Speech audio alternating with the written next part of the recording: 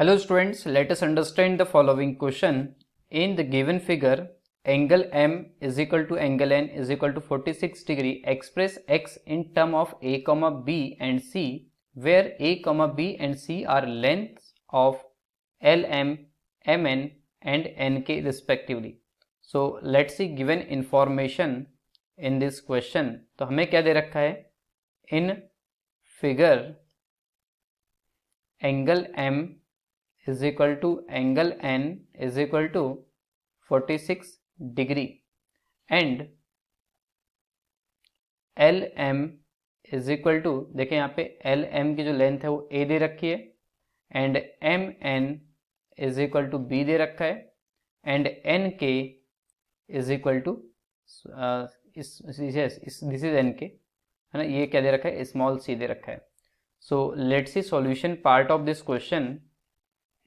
तो यदि हम दोनों ट्राइंगल्स में देखें तो ये ट्राइंगल थोड़ा हमें सिमिलरिटी की फील दे रहे हैं बिकॉज आपके दोनों ही ट्राइंगल में एंगल जो एल के एम है वो कॉमन दिख रहा है. ये जो एंगल के है ना, और ये 46 है. तो हम यहाँ पर लिखेंगे in triangle K P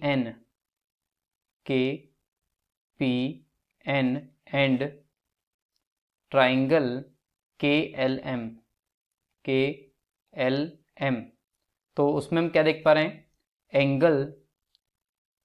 angle L M K या M N P is equal to angle K M L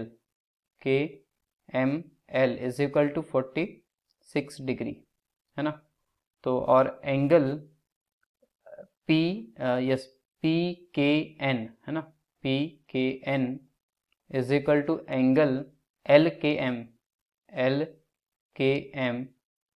ये क्या है? कॉमन एंगल है, कॉमन एंगल. तो हम यहाँ पे लिखेंगे by A criterion of similarity क्या हो जाएगा? दोनों ही ट्राइंगल क्या हो जाएंगे? सिमिलर हो जाएंगे है ना. तो यहाँ पर हम इस बात को नोट कर लेंगे. Triangle K this is triangle K P N is similar to triangle K L M. तो उससे करस्पॉन्डिंग साइड्स का जो रेशो है वो इक्वल आ जाएगा.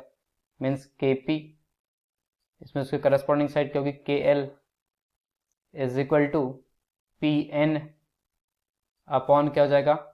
L M is equal to, यहाँ से देख पा रहे हैं के एन और अपॉन में क्या हो जाएगा? के एम.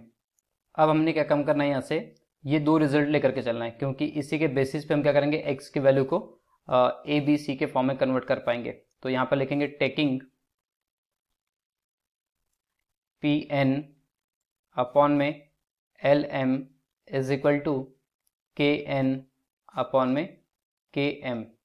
तो इम्प्लाइज दैट, देखिए अब देखेंगे कि फिगर में पी एन की वैल्यू हमें क्या दे रखी है. तो पी एन की वैल्यू हमें एक्स दे रखी है. ओके, एक बार फिगर में एक बार चेक कर लेते हैं इस बात को. जो पी एन है, यस बिल्कुल दिस इज एक्स है ना, तो इस बात को यहाँ पर लिख दिया एक्स. और जो एल एम है, एल एम की वैल्यू कितनी दे रखी है हमें? This is A is equal to K N की वैल्यू हमें दे रखी है सी, वहाँ पे एन के लिखा हुआ है एक्चुअली. तो एन के या के एन बोले एक ही बात है. और जो के एम है, के एम को हम लिख सकते हैं क्या? के एन प्लस में एन एम है ना.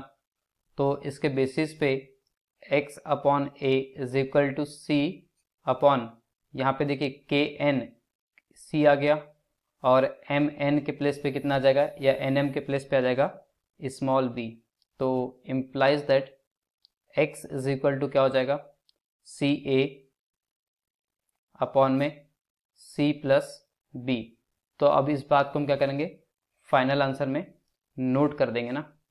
So value of x in form of A B C क्या हो जाएगा? c इंटू ए अपॉन में c plus B. This is final answer. I hope you understood by this solution. Thank you.